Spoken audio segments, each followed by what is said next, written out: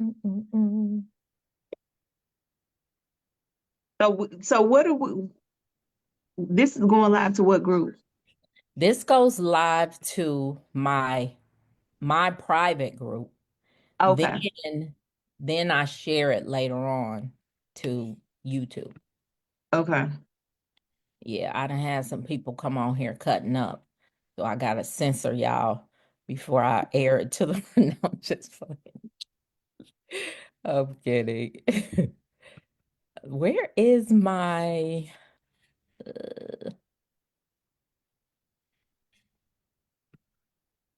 and we are live, so I'm always on here talking about all kind of stuff before I actually start I getting think into that's it. what, and I think that's what's throwing me off because I don't see people. Yeah, So yeah.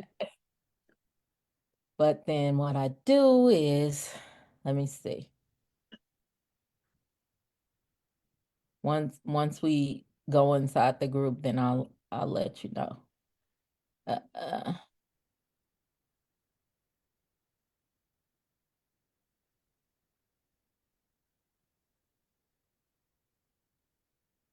all right, y'all, here we come.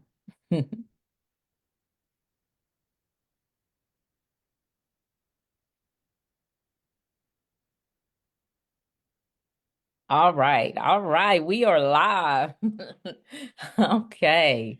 So, you guys, we got a treat. We have a treat tonight.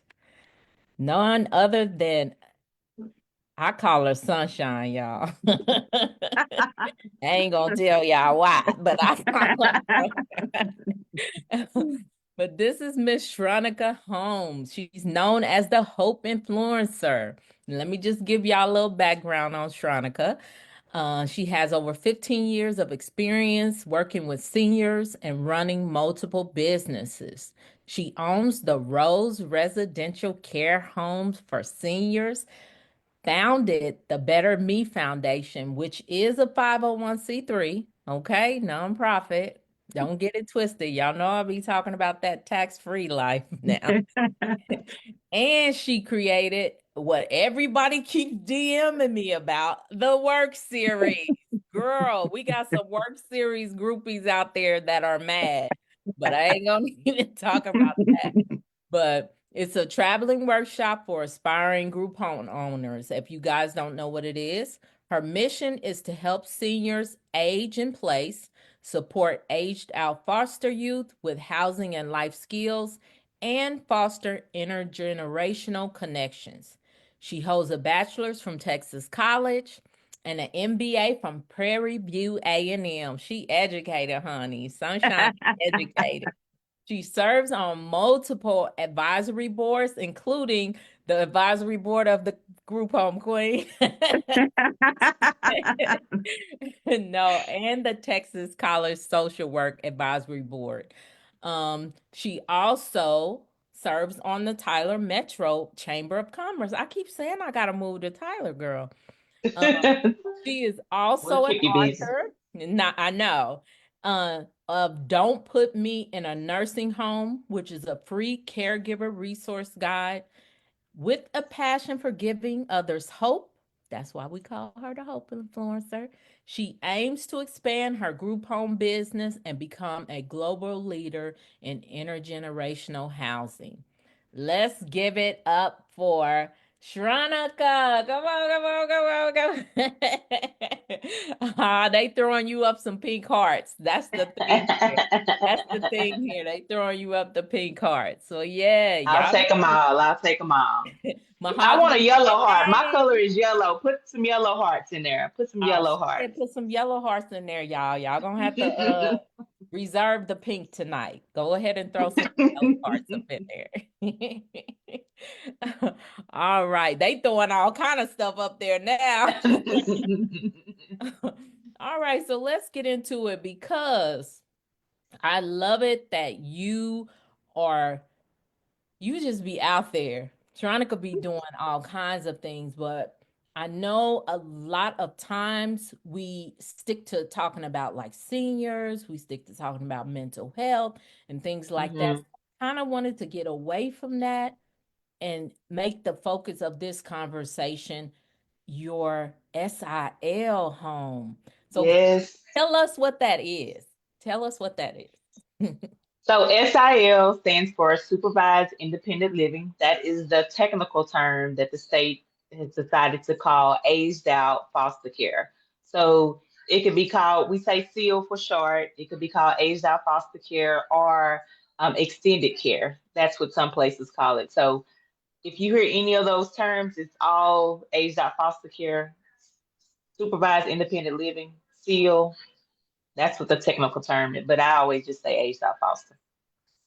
Okay, okay. Well, I know the background on why you did it, but everybody else don't, because that's my girl. So I know. But can you share your journey and then what inspired you to start this type of group home?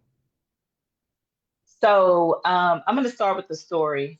So when I was 17, everybody knows that they get a yearbook.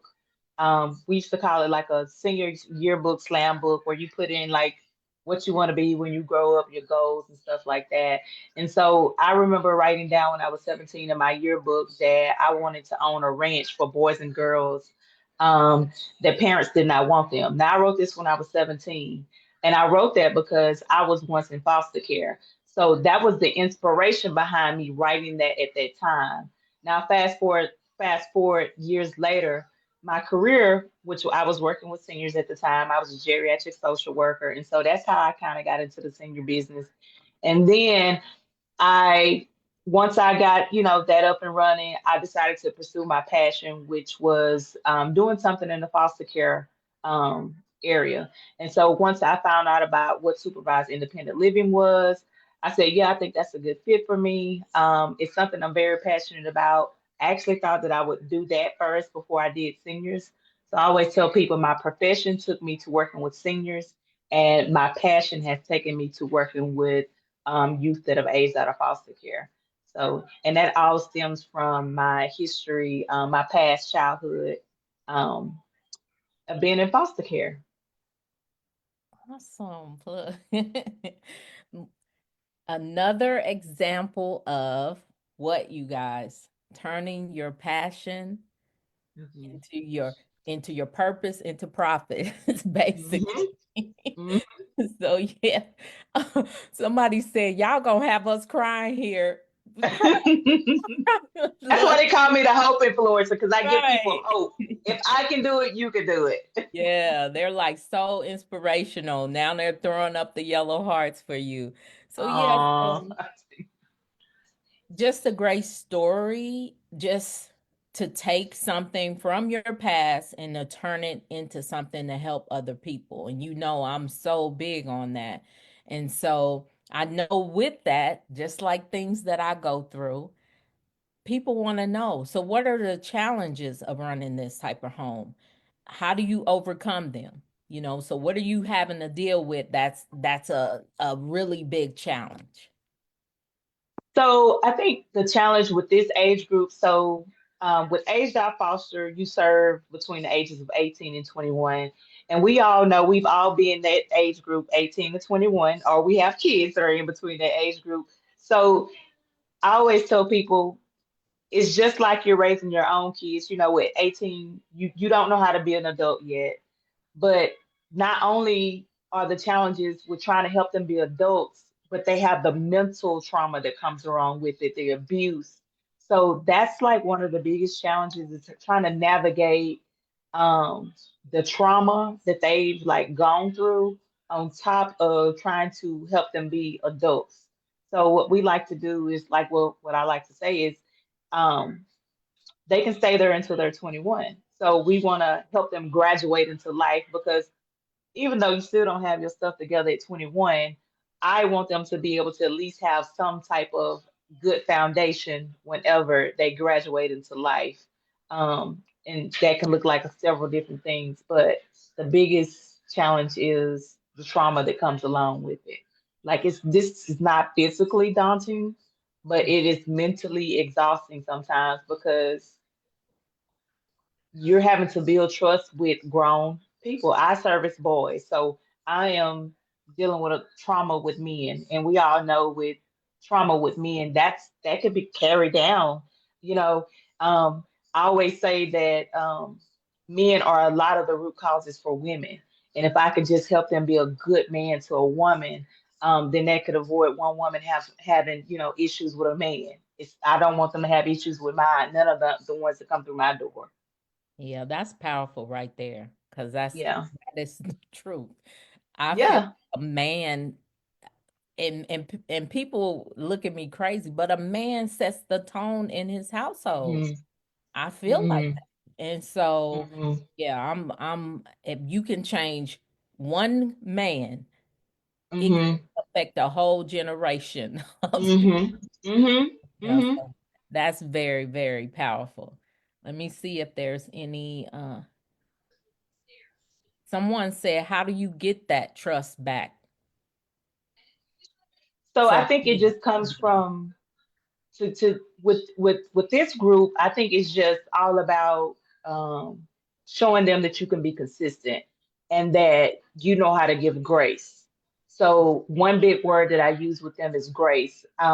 I don't like immediately get on them when they do stupid stuff, and they do a lot of stupid stuff because they're not used to this much freedom because they come from group homes that have had more strict rules. They couldn't do X, Y, and Z. So when they come to me and they get all of this freedom, they start to make stupid mistakes. And so I give them grace, just like I would give grace to my son. I have a 20-year-old son. And so I can't get rid of him. I can't throw my son away. And so I want them to feel the same connection with me. I don't use the word I'm gonna kick you out. If it gets to that point where they can no longer live there, I just say we need to come up with an exit plan. And so I always try to make sure that they have a place to go when they do exit. So it's all about me gaining their trust by staying, consistent in their lives, doing what I say I'm going to do, showing up for them where they mostly need me at, and just giving grace. And once they see that you can be consistent and you know how to give grace, they start to let their wall down. And that's what, like, I start to gain their trust that way. right, right. To me, it sounds like just listening to you talk about it is kind of what when we are together and we talk about our different homes. I'm talking me, you, Hmm. and the different types of homes that we do, the trauma. That's in Hmm. everything. Sober living, mental health, Hmm. SIL, the Hmm. challenges that come along with that. And then also, too, in every situation, you have to build trust with your client, Hmm. with your Hmm. residents. You have to build that trust. So that's a point that you guys should remember is that no matter what type of home you do, there are issues and things that you're going to have to deal with the same with every type of home. Hmm. Yeah, Hmm. so that just stood One out. One thing I want to point out is we all deal in any type of group home when it comes to trauma, but with this age group, they don't have the life experience Yeah. or the maturity to know, oh, I can overcome this. Like Mhm. I'm 43. I realized that my childhood trauma, I know how to, what I'm saying, make a difference with it and, change the outlook on things. They don't have that mindset. So it's like I'm having to work 20 times harder to change Yes. a child's mindset about trauma, taking the trauma versus an adult, you know. Trust and believe. You know, y'all look, y'all all know I don't do kids because it's a lie. It takes, Yeah. people always say, I'm so patient, but it takes a lot of patience to deal with that Hmm. because their brain ain't even fully developed, you know? So it's Hmm. like, no, believe me. Look, I bow down to sunshine. No. But okay, so moving right along. So, what are some key regulations and requirements? Just a couple of things you can pick out for opening and maintaining an SIL home in Texas. So in Texas, one of the major requirements is that the 25,000 in reserve. Um, Y'all hear that? I told y'all. yeah, yeah, that's the biggest requirement, and the three different types of insurances. Um, What are the Of three course, types of insurances? general liability, commercial something, and then um, criminal and molestation or something like that. I forgot what the name of it Yeah. is. But it's three different types of insurances, and now they just made us add on automobile insurance, which it didn't jack it up too much. But really, that's it. The house requirements are very simple because I'm catering to adults, so it's not like I have to have sprinkler systems or anything like that. It's very it's much easier than working with if I was doing foster care with younger kids. So Mhm. the requirements are very minimal here. The only thing about it is just depends on what region in Texas you are in because Texas is not under one umbrella. It's not under one umbrella when it comes to foster care. Each region has a different agency that holds the contract, and each region has its own requirements.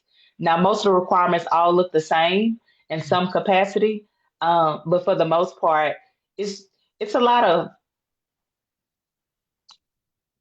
it's a lot of easy stuff that you have to do. I have to say that because I see what mental health group homes have to go through to get licensed and stuff, and so Yeah. I think it's yeah, y'all have to go through a lot.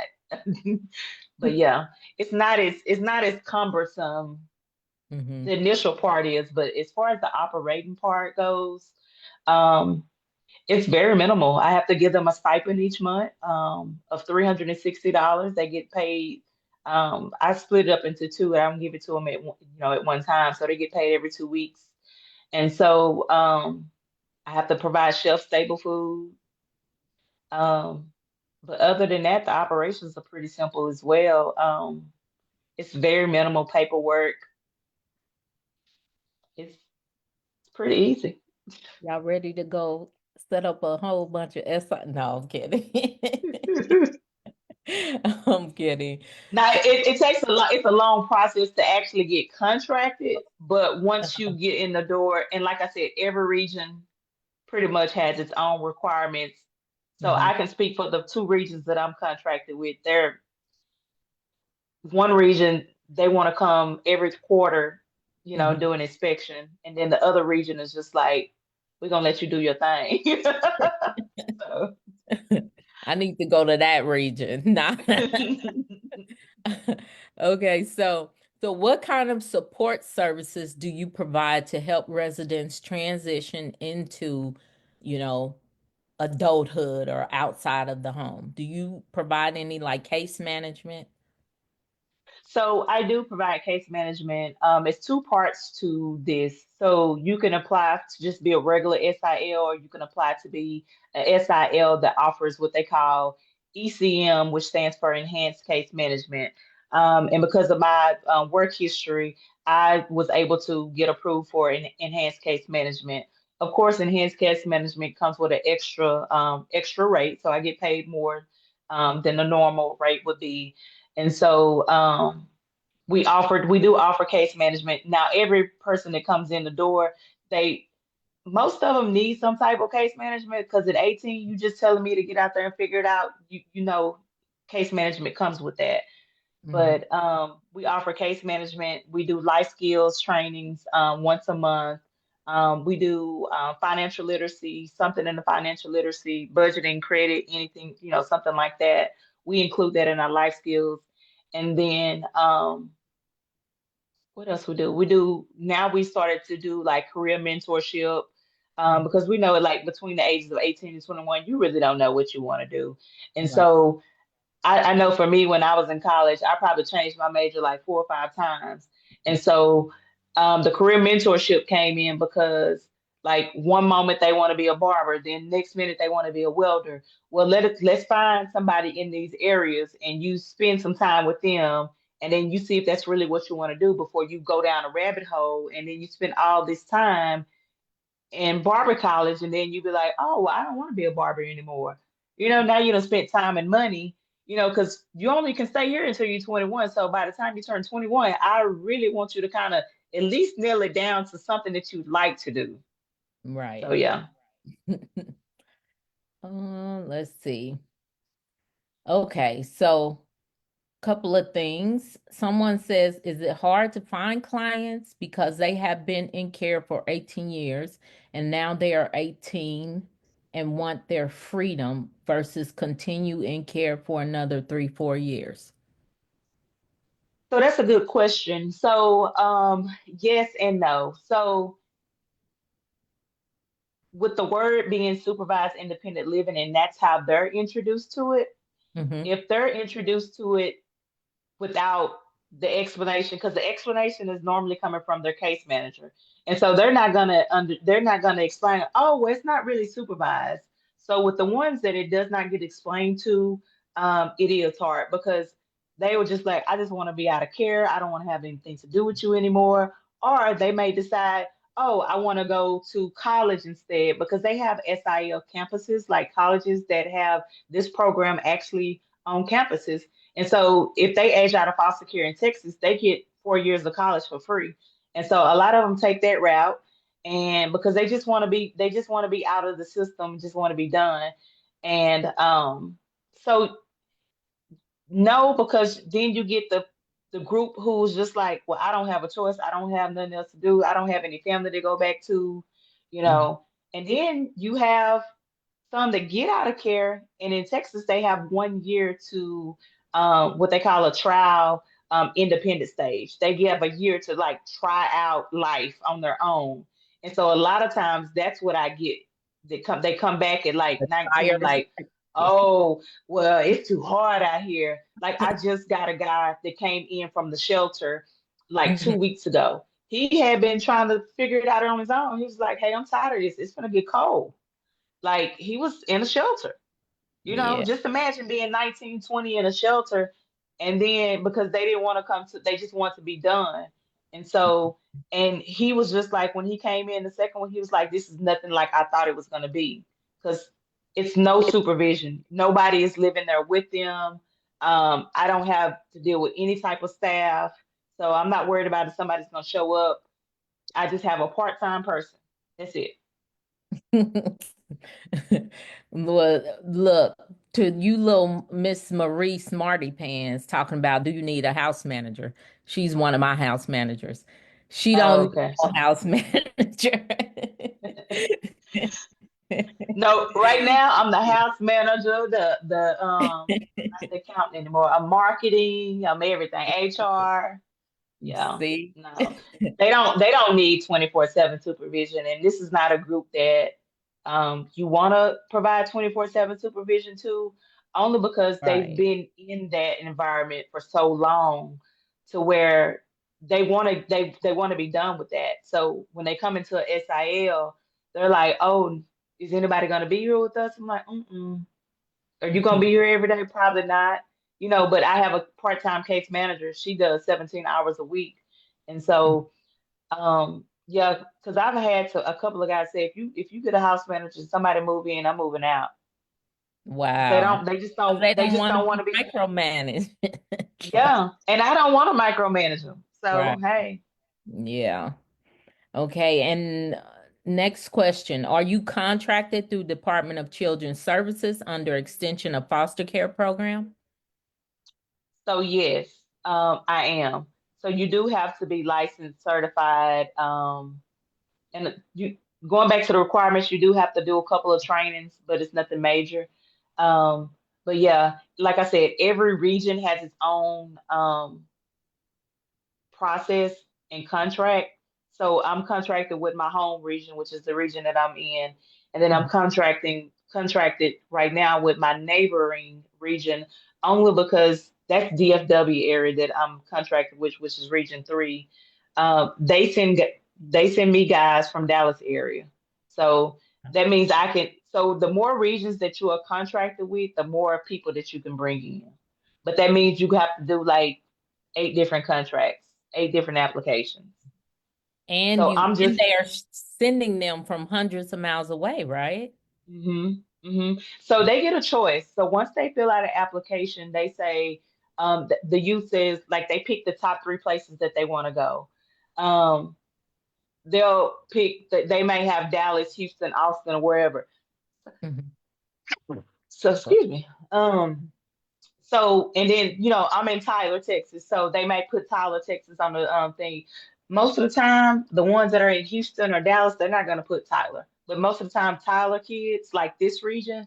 So I service the entire region four. I keep forgetting which region I'm in. Region four area. And so that's like made up of like over 40 something counties, cities. So yeah, so I'm contracted to take any of them from those regions, and from the Dallas Fort Worth regions, because, like I said, they might have in Texas it's called the money follows the kid, which I'm pretty sure I'm not sure if this is with a lot of states, but in Texas, let's say the kid was in Tyler Mhm. and they could not find him a foster care family here in the Tyler area, but they could find him one in Houston or Dallas. They'll send him to Houston, and then but the money from this region follows him. So that family that group home that's in Houston, this region is gonna pay them. Mm. And so they age out, they want to come back to Tyler. Now that money comes back into our region, which is why Texas has decided to divide up their contract. Because up until a year and a half ago, we were all up under the state's umbrella. Now where it's like the state has said, hey, we're going to divide up the contract by regions. And if you want to apply to be the contract holders, like I can apply to be the contract holder, if I wanted to. And so we have an agency here, they apply to be the contract holder, and that's who I'm contracted with, and they're contracted with the state. Hopefully that makes sense. Mm-hmm. It makes a lot of sense. It sounds like I want to be a contract holder. No. Go for it, girl.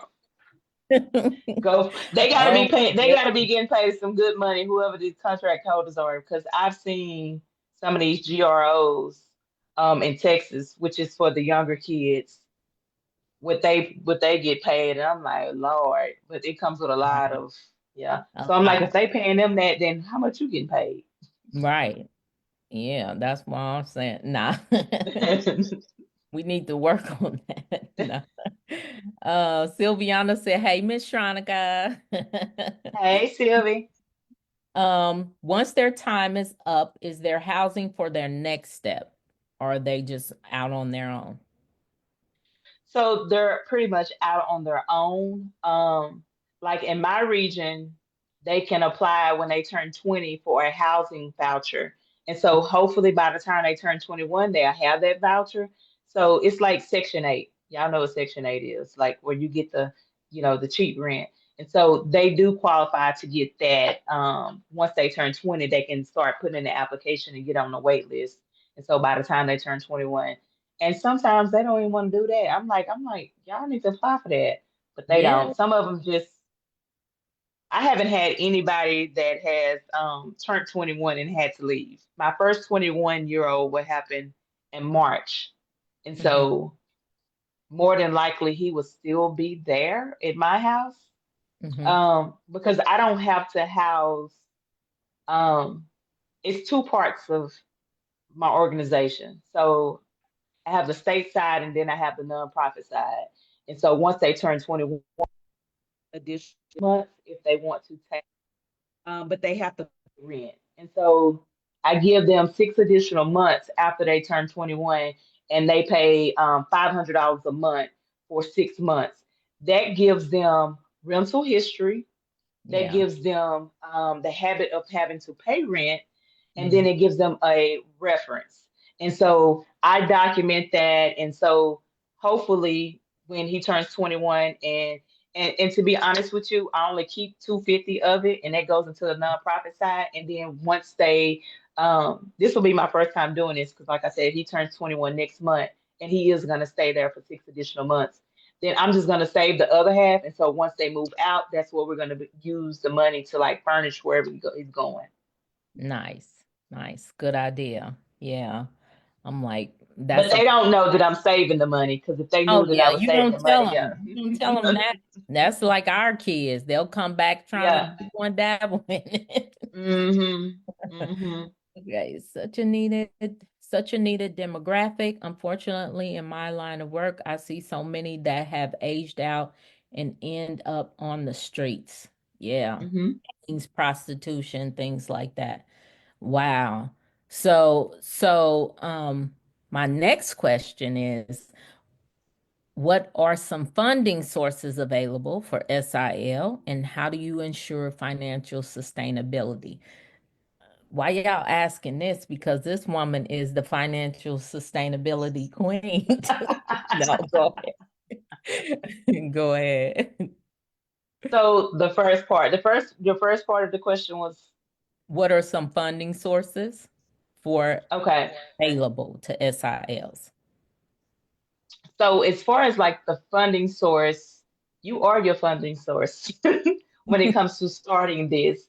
The state is not going to give you any money to open up this, so it's basically your money that you're going to have to use to start this. And then what was the second part? And how do you ensure financial sustainability? Okay, so this type of group home is a nonprofit. So I've been able to apply for grants. Most grants, I wasn't able to apply for the grants until I was at least 1 year in because most grant applications want you to have at least 1 year of operational expenses.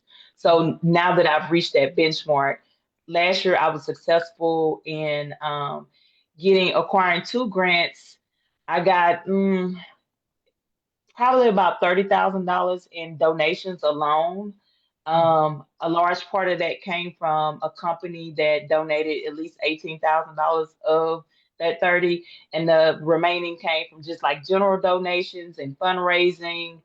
I try to use the money, the reimbursement, because we don't call it a payment, we call it a Right. reimbursement because the state, if you say payment, then you can add them a late fee Mhm. if they're late. Reimbursement means, oh, we're just reimbursing you from, from that youth staying with you, because then they don't have to deal with a late fee. And they ain't, well, they was never on time in the beginning, now they're on time.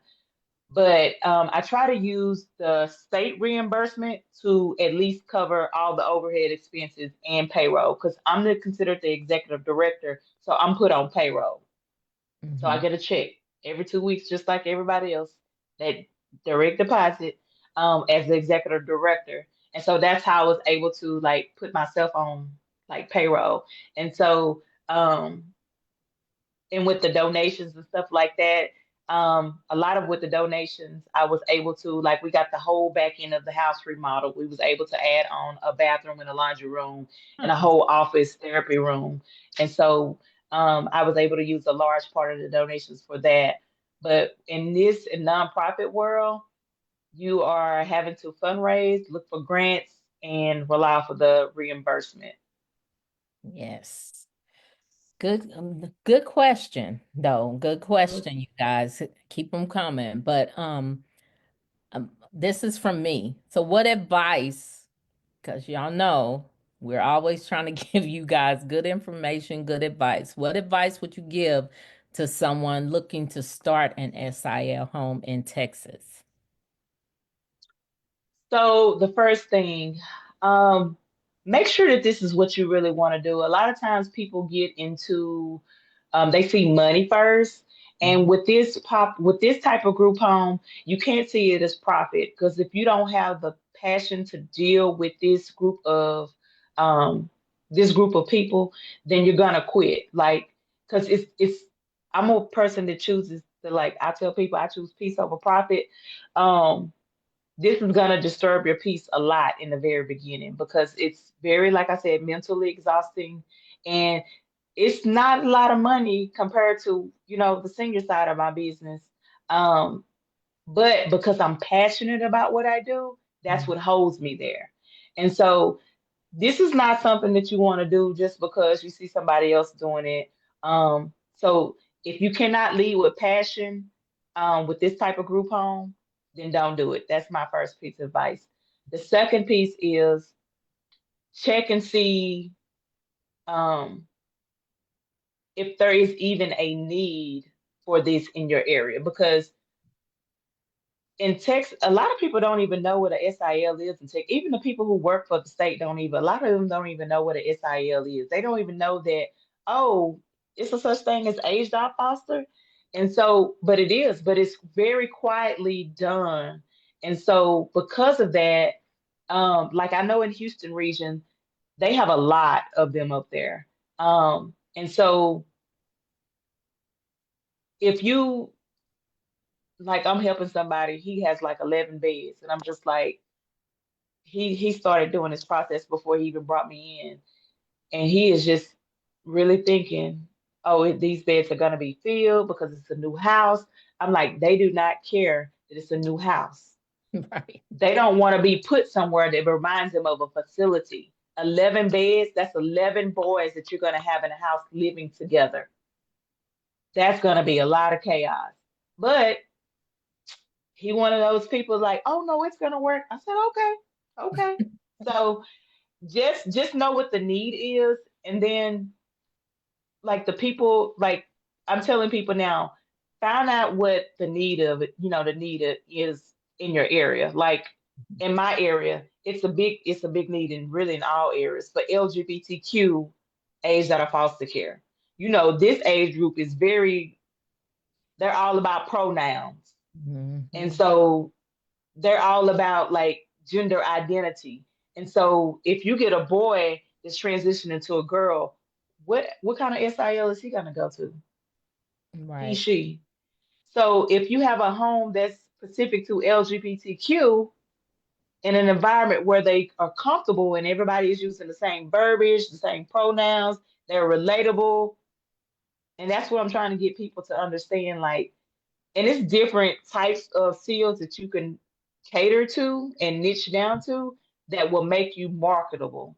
Because if you come into this just say, oh, I'm just gonna do girls, I'm just gonna do boys, Hmm. then so is everybody else doing girls and boys. You got to think of something else, something to set Yeah, you apart. Yeah. yeah. Yep. How many individuals are able to be in a house? So it's really up to you in the square footage. Like I serve six, and honestly, with this group, I would say six is a good number. Um, the girls SIL that we have here in my same area, they have four, and all four girls have their own private rooms. With me, I have no private rooms with my boys. Boys don't really care about being roommates. Girls at that age, if they have a choice, they're not gonna want to go somewhere where they have to be a roommate. Yeah. And okay, I just had another question slide in. How much do you need upfront to start a SIL? It Well, for depends, sure, y'all. How many times? It depends. Well, first of all, yeah. I already said you got to have 25,000 in reserve. Hmm. So that's right off the bat. And then, housing, you're gonna have to pay for beds, linens, right? Yeah, and I'm sure you've already covered at some point like the furnishings of a group home. Yeah. Like, so it's the same thing. I provide the same furnishings as my Reed's group homes, like is any other group homes. Yeah. Beds, sofa, everything, all of that. So I would just say minimum 30,000 because you're gonna Yeah. have 25 in reserves. And I'm to the point now I can furnish the house for about 5 grand. Right. Yeah. Right. And another thing that you want to be mindful of is I got contracted in November of 2023, and I placement until February of 2024. I didn't get my first payment until May or June of 2024. So I'm paying overhead on the house from November. Well, actually, we got the house in September of 2023. I So renovated it. we had Ren- to renovate the house. So from mm, September all the way up until May the next year, I was just paying money out of my own pocket. Y'all hear that? 8 months. so so you're gonna have to like like have some like on top of the 25 reserve, you're gonna have to have some more money on reserve because you have to keep that money in reserve until you get contracted. Now I got contracted in November, and so after November, when the house while I was waiting on them to like get everything set up with my payments and get them all straight and everything, Hmm. um, I was able to tap into that 25 then. So I'm like, I see why they make the 25 as a reserve and so that they can until they start paying you, you can at least dip into that reserve to pay overhead costs. So yeah. Okay. All right. And then how do you see the future of SIL homes evolving in Texas? Like what changes would do you see and what you like to see in this type of demographic? So um first of all, I would like for the word to be changed from supervised independent living to supportive independent living. Um just so that more of them can like at that age they see a word supervised and like Yeah. So I think it would help a lot of our youth um, get help back sooner than Hmm. later. Um, because a lot of times when they do age out, it, they go into drugs, sex trafficking, um, getting pregnant at an early age. The boys end up going in and out of jail. I mean, I've had a guy in my SIL. I mean, I had to go get him out of jail 2 weeks ago, you know. So these are the type of things that they go through in that age group. And I really do believe that if they were educated on their choices more. So right now I'm really trying to work on um with my contractors to do more education when it comes to this age group. Hmm. Um and then like set up more tours. So now we're trying to get them at 16 to introduce them to what a SIL is, Hmm. just so that they can, because a lot of times if they don't know about it, when they're 18 and they're like, you start to get nervous, like you start to get like and get anxiety. And then the ones I've seen a lot of them that have come in at 18 and like then their anxiety level is like up here because they're like, I have to be an adult now. So I really want to start at an earlier age, So they giving can them what they understand need. that, yeah, that transition, yeah, The that makes a lot transition, of sense. Yeah. yeah, the transition, and just not only that, like giving them some basic life skills, like Yeah. how to make your own doctor's appointment, like having an ID, like having a bank instead of Cash App because they think Cash App is a bank. So I'm really trying to work with the agency that I'm with to try to educate them at an early age so to make it easier on SIL providers, to where they can at least know the basics and at least have some type of comfort in knowing that a super, SIL is not what they, you know, think it is. Right, right.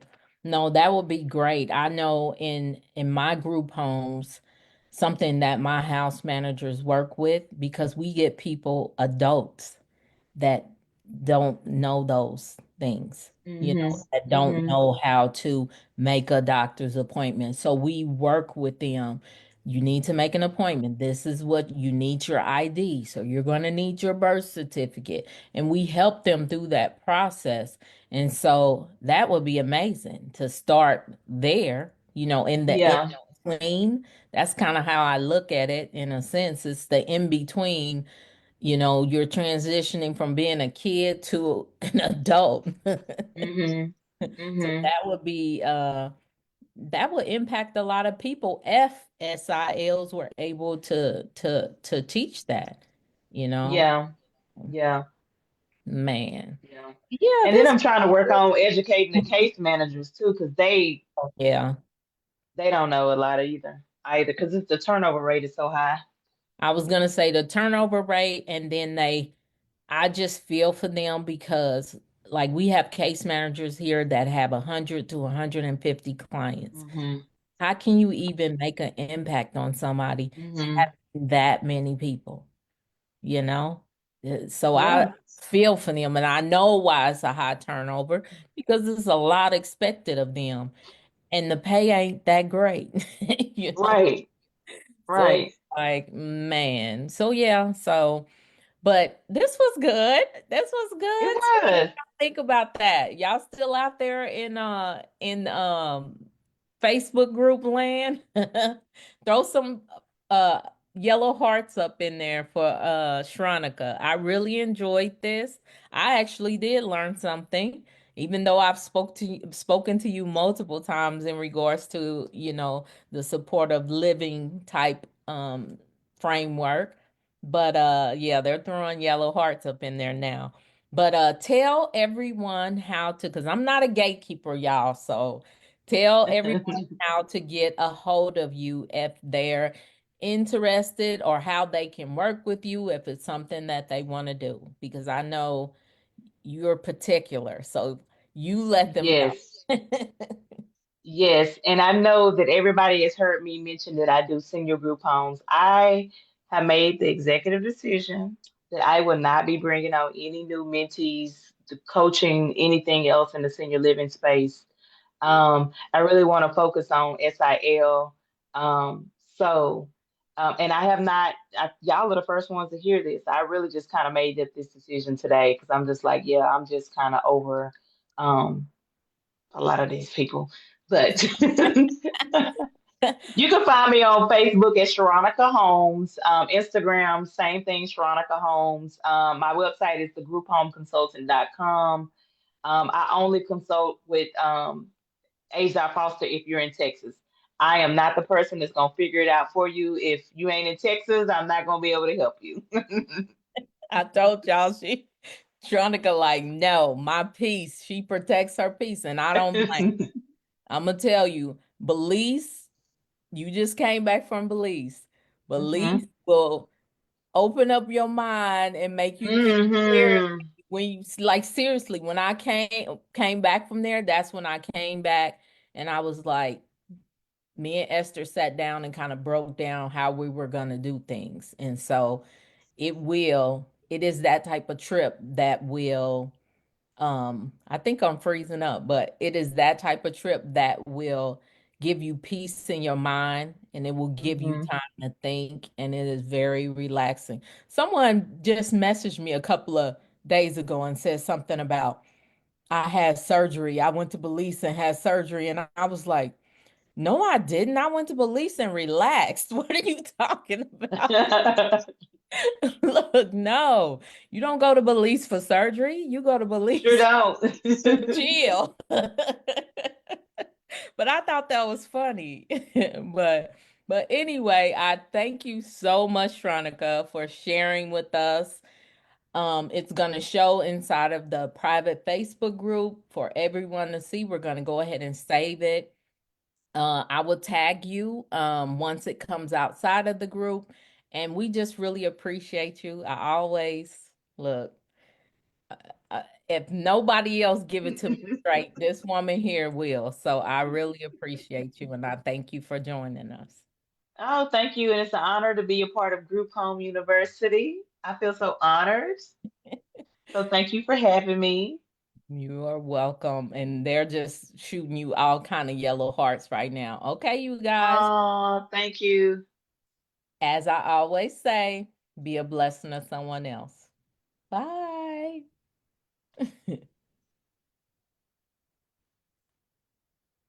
All right, lady. That was good. Yes. Now Quick and let me easy. pop it in here. You said what? Quick and easy. Yeah. I try not to